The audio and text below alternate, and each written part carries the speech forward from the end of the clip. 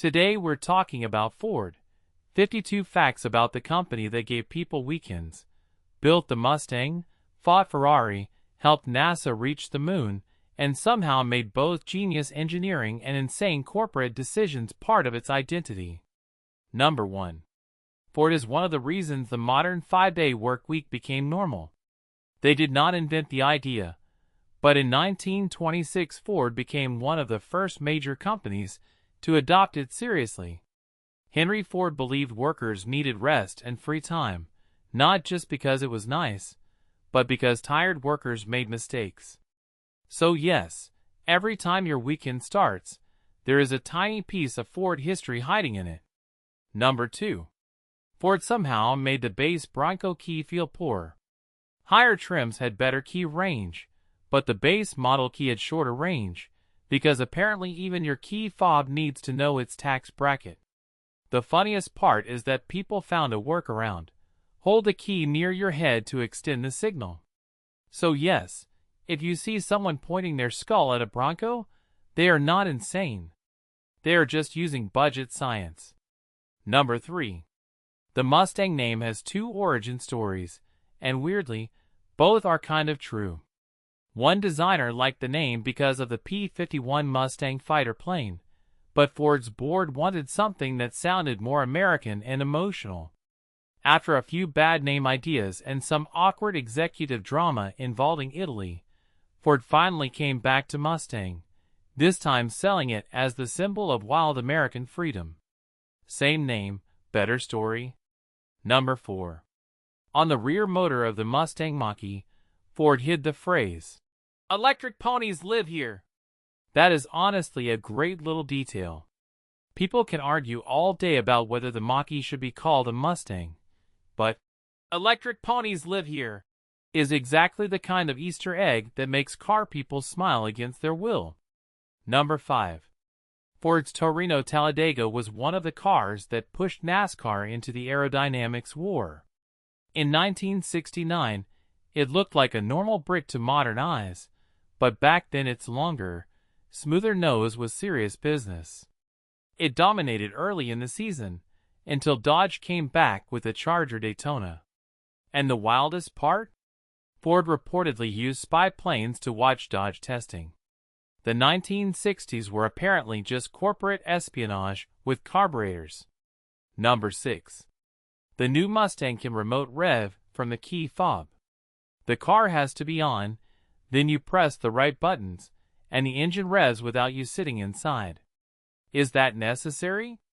Absolutely not. Is it childish? Completely.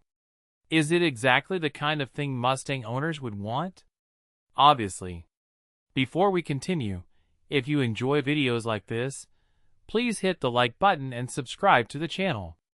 These videos take a lot of time, research, editing, and money to make, and your support really helps us keep going. Thank you. Number 7.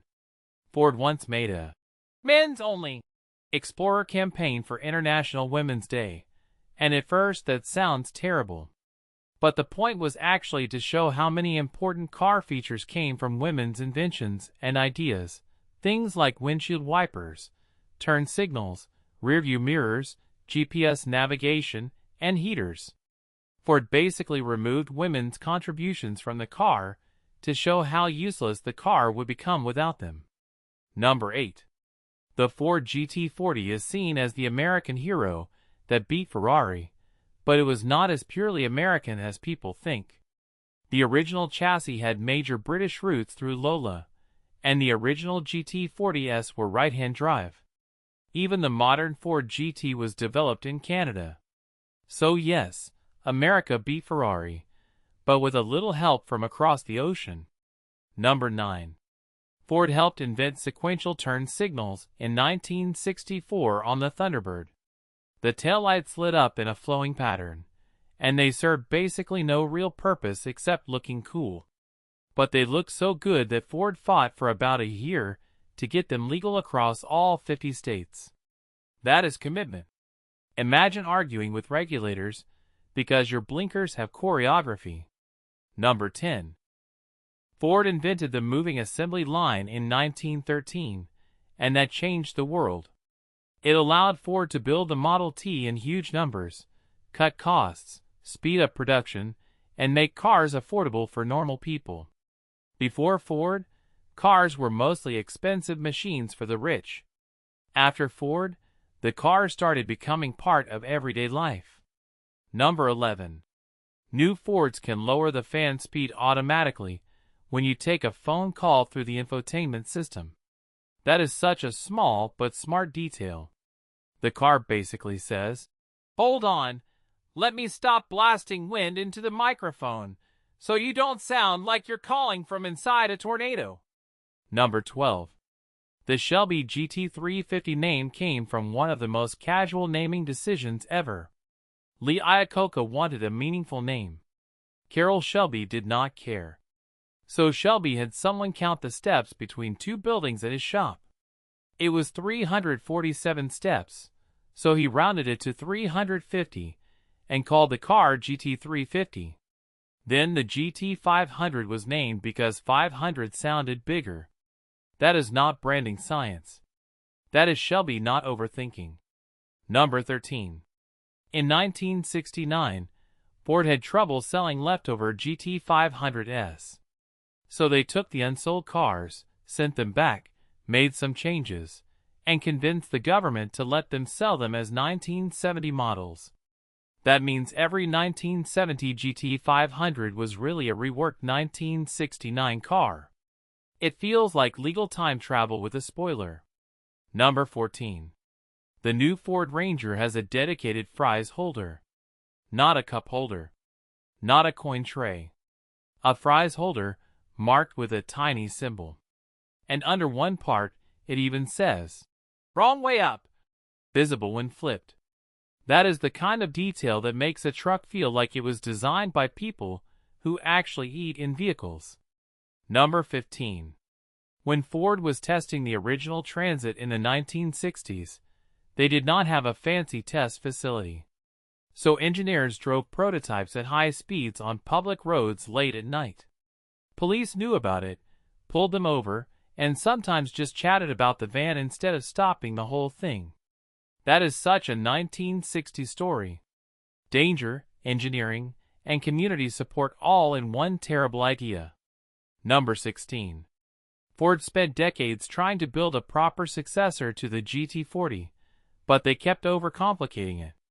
Then one designer finally realized the obvious. Don't fix what isn't broken. Make a modern GT40. The project almost got scrapped again by a new manager, so the team parked a prototype in Gulf livery outside his office, wired the lights, and let the car sell itself. The elevator doors opened, the car looked perfect, and the project survived. Number 17. The Ford Bronco uses the same Goodyear tires as the Jeep Wrangler, but there was a problem. The tire literally said Wrangler on it. Ford did not want its Jeep rival wearing Jeep's most famous model name, so they paid extra to have the Wrangler branding removed and replaced with extra Goodyear branding. That is expensive pettiness, and honestly, understandable. Number 18. The Model T was part of one of the first automotive recalls ever because Ford used Spanish moss in the seats to save money. Spanish moss was cheap, but it attracted biting insects. Customers complained because the seats were basically fighting back. Ford had to recall the cars and replace the bug-filled cushions with actual seat material. Early cost-cutting was apparently itchy. Number 19. In 1965, Ford became the first automaker to offer a double-sided key. That means you could insert the key either way, instead of fumbling with it like a tiny metal puzzle. It sounds simple now, but that kind of small convenience is exactly how cars slowly became easier to live with. Number 20. The first monster truck was built from a Ford. In 1979, a 1974 Ford F-250 was turned into Bigfoot, the truck that basically created the monster truck world. It's one of the dumbest and most beautiful inventions ever. Take a normal pickup, make it enormous, crush stuff, and somehow build an entire culture around it. Number 21. The first Mustang ever sold was sold by accident. It was supposed to be a display car in Canada, but a customer named Stanley Tucker loved it so much that the dealership sold it to him. Ford was furious, but the sale was legitimate. Years later, Ford traded him a brand new Mustang to get the original back. That man accidentally owned Mustang history because a salesman was too polite to say no. Number 22. Newer Fords can automatically shift into park if you open the door while the car is still in drive. It is a simple safety feature, but a useful one. The car basically says, "Nope, we are not doing the runaway parking lot thing today." Number 23. Henry Ford tried to build an entire rubber-producing city in the Amazon called Fordlandia. He wanted cheap rubber for tires, so Ford built an American-style town in Brazil.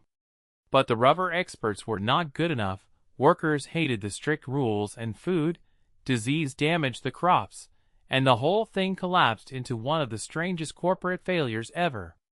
Ford tried to export Michigan into the jungle, and the jungle won. Number 24. The Shelby GT500 engine is codenamed Predator. That is a perfect name for a supercharged Mustang engine. It sounds like something that should not be trusted near pedestrians, rear tires, or people leaving car meets. Number 25. The first-generation Ford Taurus basically saved Ford. In the 1980s, Ford was in serious trouble, so they bet billions on one car. The Taurus looked futuristic compared to boxy rivals, with smooth lines and flush headlights. Ford even fought regulations to use those headlights because they helped aerodynamics and efficiency. The car became a massive success and helped pull Ford away from disaster. Number 26. When Ford was developing the early 2000s Ford GT, they bought a Ferrari 360 to study it. Then Carroll Shelby put a petty sticker on the Ferrari that basically mocked it in Ford GT style. Imagine buying a Ferrari just to insult it in your own workshop. That is not testing. That is emotional damage with research paperwork. Number 27. The Ford Bronco has hidden text under the fender liner that says, "Lift me, baby." It's a tiny Easter egg for people modifying the truck. Ford knew Bronco owners were going to lift them anyway, so the vehicle basically whispers encouragement from under the body. Number 28. Ford used essentially the same front bumper on the F-150 from 1959 to 1979. 20 years. 4 generations. Same basic bumper. That is either brilliant parts sharing or the most stubborn cost-saving decision ever. Either way, it worked long enough to become ridiculous. Number 29. Ford helped NASA during the Apollo 11 mission. They built and installed huge parts of the mission control systems, including miles and miles of wiring and equipment that helped broadcast Neil Armstrong's famous words back to Earth. Ford did not put the astronauts on the moon directly, but they helped mission control talk to history. Number 30. Ford and Firestone had one of the nastiest corporate breakups in car history. The Ford Explorer became massively popular, but tire failures and rollover crashes led to deaths, injuries, lawsuits, recalls, and blame shifting between Ford and Firestone. Their relationship had lasted almost a century, but the scandal ended it. It also helped push the U.S. toward mandatory tire pressure monitoring systems. Number 31. Ford recently announced it would remove self-parking from some vehicles because almost nobody used it. That is actually pretty funny. Automakers spend years bragging about features, then quietly admit customers just don't care. Sometimes the most futuristic technology loses to people saying, "I'll just park it myself." Number 32. John Cena bought a new Ford GT and then sold it too early, which violated Ford's ownership agreement.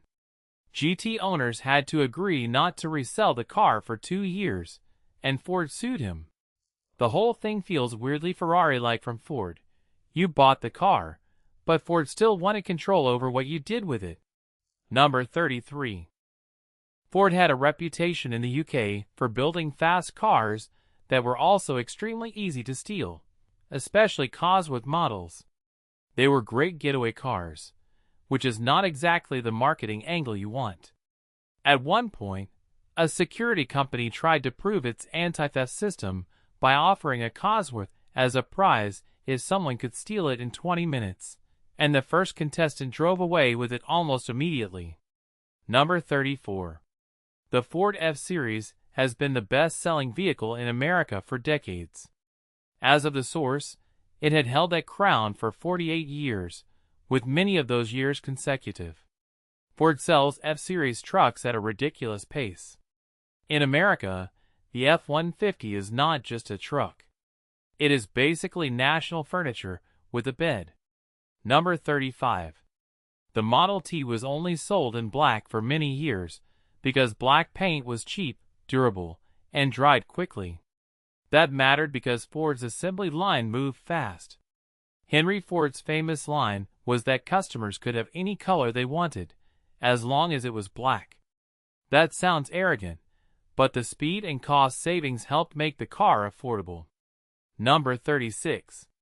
The Mustang Mach-E name still makes people angry, but Ford did not originally plan to call it a Mustang. During development, journalists saw early versions and kept describing it as a Mustang-like EV. Ford noticed, thought that was what people wanted, and leaned into it. The internet still has not forgiven them. Number 37.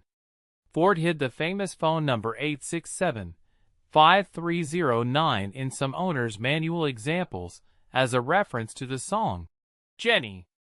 It's a tiny pop culture Easter egg, but it shows someone at Ford had a sense of humor. Somewhere in a technical manual, a music joke survived corporate review. Number 38. The Raptor R has tiny 8s hidden in its decals to celebrate the V8 engine coming back. That's a clean little design touch. The truck does not need to shout that it has a V8, even though, let's be honest, it absolutely does shout. Number 39. The SVT Lightning was one of the coolest fast trucks ever, but Ford almost went even crazier. SVT engineers tried putting the same supercharged V8 into a tiny Ranger. It was cool, but it twisted the chassis, had no grip, and became too expensive and dangerous to make sense. Ford built a baby monster and then wisely locked it away. Number 40. The new Mustang has an electronic handbrake that looks like a fake old-school handle. Normally that sounds annoying, but in drift mode it actually works like a proper drift brake. So yes, Ford made an electronic parking brake that can still help you act stupid responsibly. For once, fake became useful. Number 41. Henry Ford and Thomas Edison were close friends, but the story gets weird at the end. When Edison was dying, Ford reportedly wanted Edison's last breath captured in a vial. That vial is now displayed at the Henry Ford Museum. It sounds creepy, sentimental, historic, and extremely rich person strange all at the same time. Number 42. In the 1980s, police needed cars that could keep up with street racers, so Ford offered the special service package Fox Body Mustang. These cars had V8 power, police equipment, and enough speed for highway patrol duty. Ford even used the line, "Ford chases Porsches for a living." Notice they said chases, not catches. Still a great line. Number 43. Ford once paid people not to buy a Bronco. Certain painted roofs were delayed, and completed Broncos were sitting outside waiting for parts. Ford risked losing money if those vehicles sat too long, so they offered customers money to cancel or change reservations. That is wild. Please stop wanting the thing we sold you. Number 44. Drift mode on the Focus RS was basically discovered by accident. Engineers were adjusting the rear bias during development, noticed the car could slide, had fun with it, and later someone realized it would be great for marketing. So Ford turned an engineer's sideways mistake into an official feature. That is the best kind of accident. Number 45. The F-350 has a sport mode. Yes, a giant diesel work truck can be put into sport mode, because apparently everything needs to feel athletic now. It is less, sports car, and more. Building with wheels trying to wake up. But the option exists. Number 46. Before Ford Motor Company, Henry Ford created the Henry Ford Company. He later left after disputes with partners, and that company eventually became Cadillac. So Cadillac, one of Ford's future rivals, came from a failed Henry Ford business. American car history is basically one long family argument. Number 47. Ford's GT racing program had tragedy behind it. The J car was extremely fast but dangerous, and during testing, driver Walt Hongen was killed. Later, Ken Miles also died testing an improved version. To this day, the exact cause of Miles' crash remains debated. Behind the Ford GT legend, there is real risk, real loss, and racing history that was not as clean as the movie version. Number 48. The Ford Model T was the first car in history to be left-hand drive in the way that became standard. That layout eventually became normal in America and many other markets. It is one of those details we take for granted now, but somebody had to make it the default. Number 49. Ford used to make refrigerators through its Philco subsidiary. So yes, Ford was not only building cars and trucks. They were also in the appliance world. Somewhere in history, Ford was helping people commute and keeping their leftovers cold. Number 50.